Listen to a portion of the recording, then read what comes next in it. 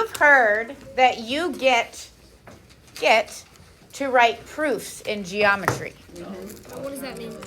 Today is when we start that process, okay? So we are going to learn how to write an algebraic proof. We'll spend a couple days working on that. And then Friday, we'll talk about, okay, now let's write a proof about geometry things, okay? You're really good at algebra. You wouldn't be here if you weren't. I don't want to hear it, okay? No, you didn't. I know Miss Fanchulo is a great teacher. You guys worked really hard. If you didn't have the grade, you wouldn't be here, so you're good at algebra. Okay. The addition property. Are you ready? If A equals B, then it is mathematically legal to add the same number to both sides of our equation, and we call that the addition property.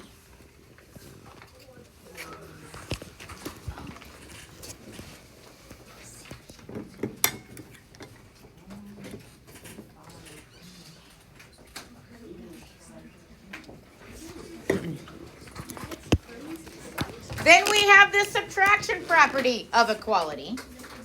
And you, like the equality, if you don't write that, that's cool. Subtraction property is sufficient. If A equals B, what do you think I'm going to write? That would have been cooler if you could have said that in unison. Next time, that's what I want, okay? Okay. A minus C equals B minus C. Oh, thank you guys. Thank you guys. No! Ollie, you enjoy it? Okay. No, okay. We'll try it on this one. Okay. How about the multiplication property? If A equals B, then A times C equals B times C.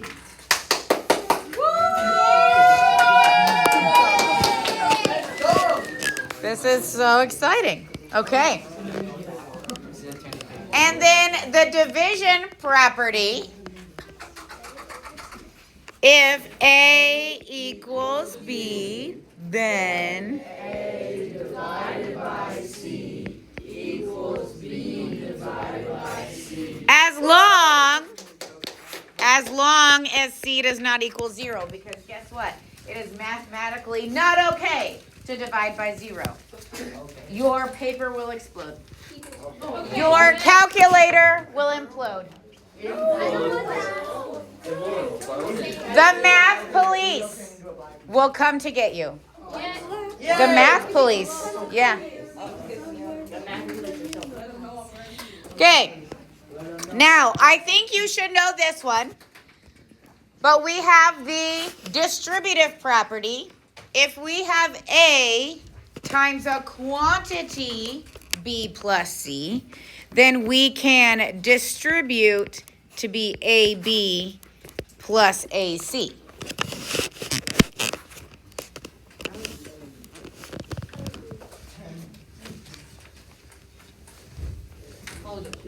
You know what? I appreciate that you are engaged in the lesson. What's up?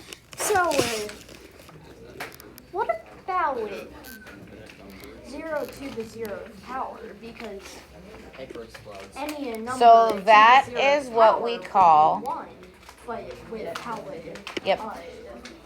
So Alex, that's an indeterminate form, and that is something that we need calculus for.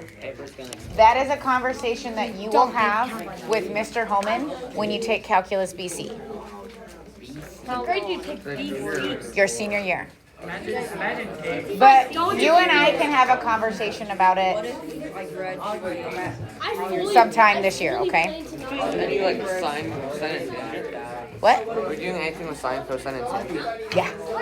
Wouldn't it just be 1 and 0 divided by 0? plan to do like nothing in my Okay. Now, the substitution property. I even already saw a couple people already have this filled in. If A equals B, then A can be replaced by B in any expression or equation. Substitution property, we replace it. I get it. Okay. After this, then we're gonna go back to the symmetric. Okay. Now, the reflexive property. It's like looking into a mirror and seeing your reflection. A equals A. Alex is Alex. Stop. Think about that. What if A equals B?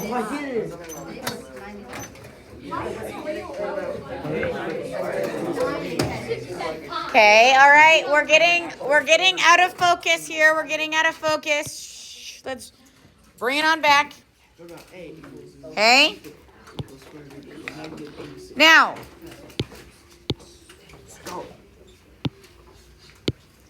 the symmetric property, symmetry, okay, same on both sides. If A equals B, then B equals A. I knew it.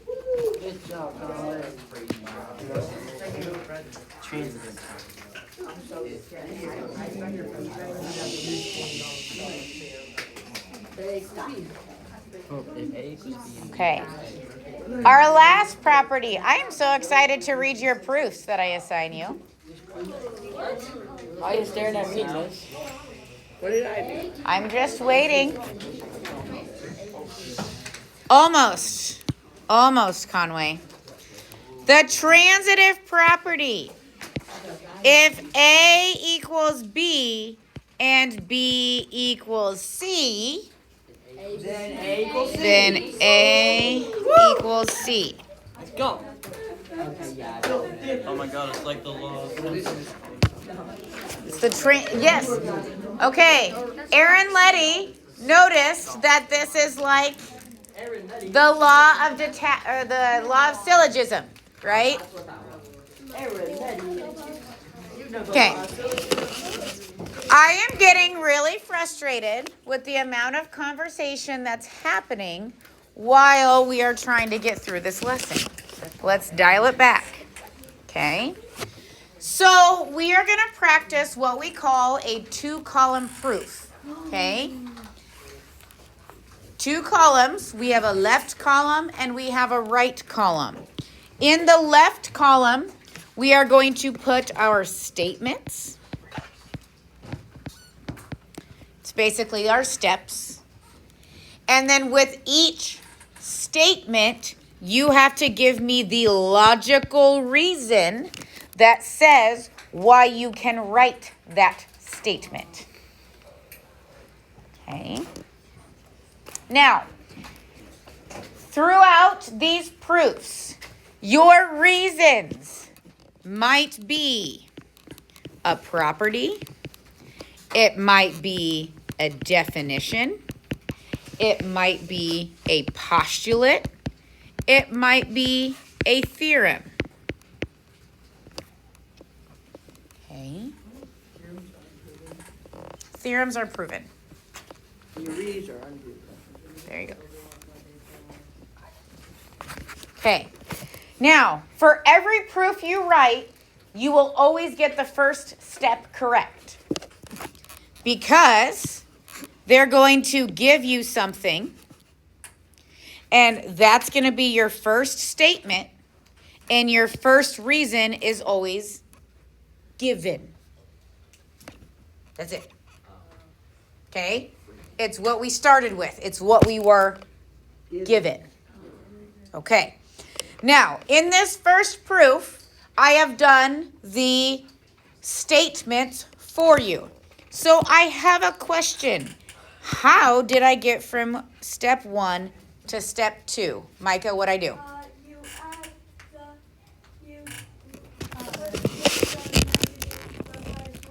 to the other side by adding to both sides. Okay, did we add 1 to both sides? Yes. Okay. So that is the addition property. Okay, so we're going to write addition property. And I will not make you write of equality. Okay, we're going to write the addition property. Okay. Then I went from 4x equals 28 to x equals 7. Okay. We divided both sides by 4. So we're going to write the division property. Okay. Mrs. Homan, how do we know when we're done? Do you see this right here where it says prove? That is where we're trying to go. Once we get to the statement it has after prove, then we're done with our proof. Now, for these algebraic ones, okay, we're trying to get x equals something, right? Typically. But it has to look exactly like this. I don't want 7 equals x. I want x equals 7. Okay. So, next page.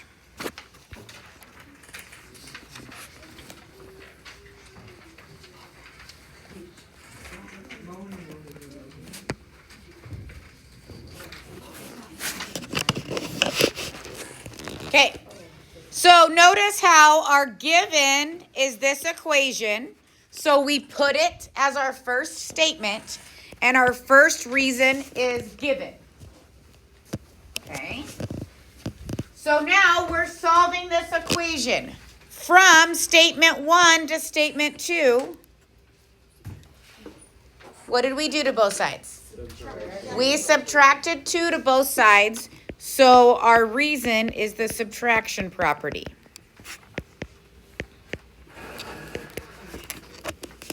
Okay. Then we went from a divided by negative 6 equals 3 to a equals negative 18. We can do that. Okay, multiplication property. There we go. Now, notice how I am doing one and exactly one step at a time. I know some of you can look at that equation and subtract 2 and multiply by negative 6 in your head. I get that. But when we are doing proofs, we are writing something so that somebody who is not in geometry class can follow along with you. If you gave this to a Math 8 person, they should be able to understand what you did because we went one step at a time and you described what happened in that one step at a time. Okay? So how about you and your elbow partner and or table write me the reasons for proof number 3. Only proof number 3. Austin, stop selling. Get out of here. Where's Austin? Hey, why'd you go away from me? Hey, I'm your elbow partner. I'm your elbow partner, Alan.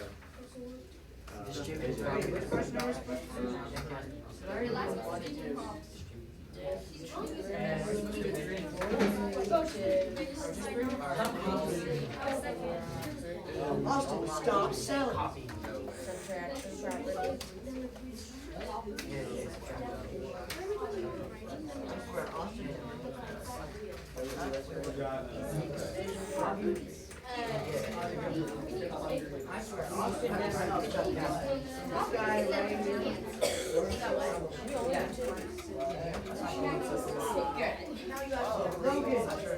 Okay, where did I put my iPad? Here's my iPad. All right, Jack, what do you have for your reason in number 2? Distributive property. Is he right? Yeah. You betcha he is. Okay, cool. What do you have for the reason in number 3? Subtraction subtraction property. Good.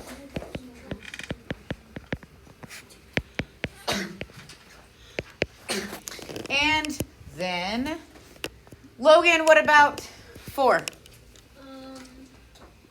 Division. Good. Okay. Now, that's not that bad. What we got to do is we got to be able to do a proof with the statements and the reasons. Attention staff, we have adjusted our lunch time based on some holdups in the kitchen. Please check your emails to see those adjusted lunch times. It's very important that you look at those now to curb any confusion. Please check your emails. Bro, why is it Okay. How, what time? So basically, the lunchtime that we would normally go to is when we're going to lunch today. So like, you know how we go to lunch at a different time on Wednesdays? Yeah. It's only like 1 minute. It's 3 minutes different. Oh, that's not that bad. So it's, you get 3 extra minutes with your 6th period teacher today. Okay. Hey guys, it's really fine. Let's talk about what we want to do. So we know that we need to start with this equation, and our end goal is to get to x equals 12. One step at a time. What should we do first, Micah? distributive property? No. I would do like subtraction property, subtract 7 to the other side.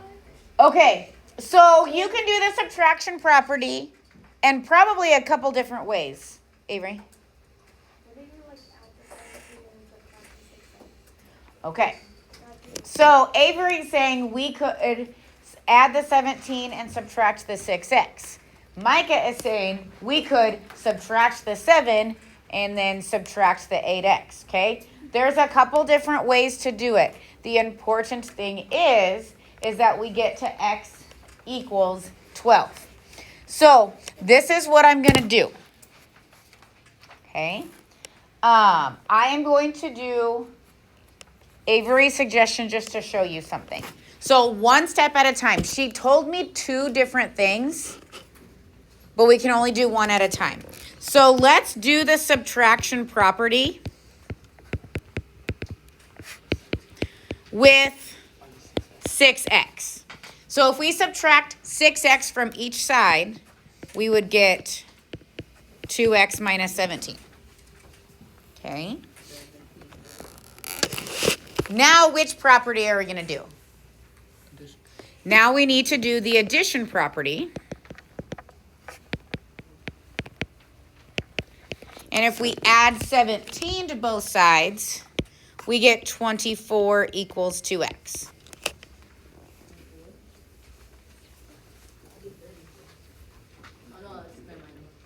Okay. Conway, what's our next step? So if we do the division property and divide both sides by 2, we get 12 equals x. Now this is why I followed Avery's suggestion and not Micah's, just to show you what happens if you do this. Does this look like this? Technically, no. We have to do the symmetric property in order to get x equals 12. Now, if we would have followed Micah's suggestion, we would not have filled all 5 boxes. So don't panic if you're doing your homework and you don't fill all the boxes. Like, sometimes that's going to happen, okay? But what I don't want, you cannot go from here to here. If you're doing division and flipping the x around, that's not okay. We can only do one thing at a time. if you're telling somebody who doesn't know anything about making a peanut butter and jelly sandwich, would you tell them to just put peanut butter on bread? You would tell them to open the jar, put the knife in the peanut butter. They not know how to use basic moves. Okay. Jack.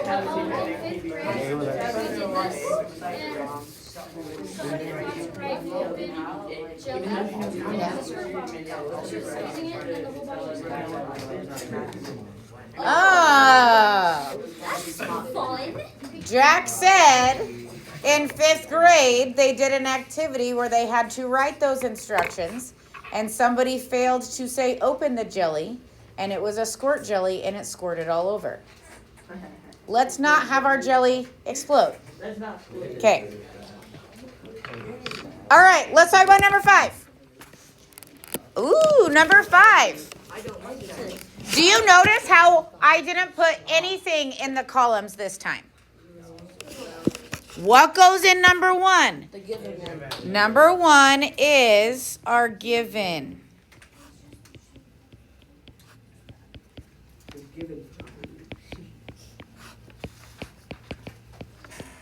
Okay.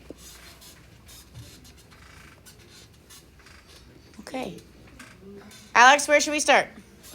Distribute the negative 7 into x and 2, and distribute the 6 into x minus 4. Distributive property, but do you want us to like distribute both sides individually? So if we're gonna do the distributive property, we can do both distributions at the same time. That would be fine. I'm so sorry that you were both talking at the same time. So Alex S. gave a very detailed description of our distributive property. He said, and Alex clarified with his question, distribute the negative 7 to the x plus 2 and distribute the 6 to the 2x minus 4.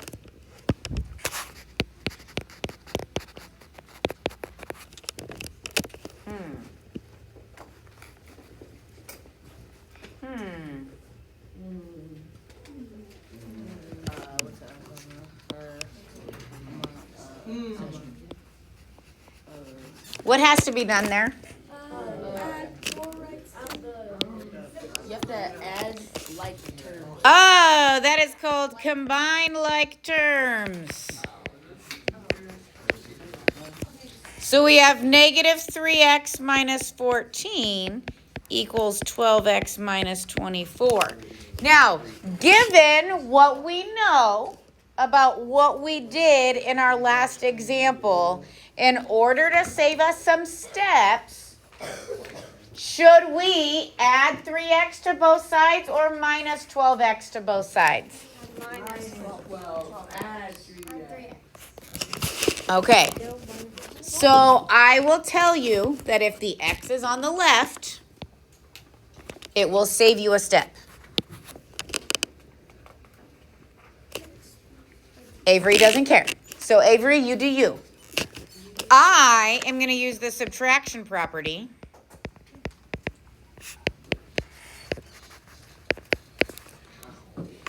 To make this negative 15x minus 14 equals negative 24. Then which property would we use? The addition.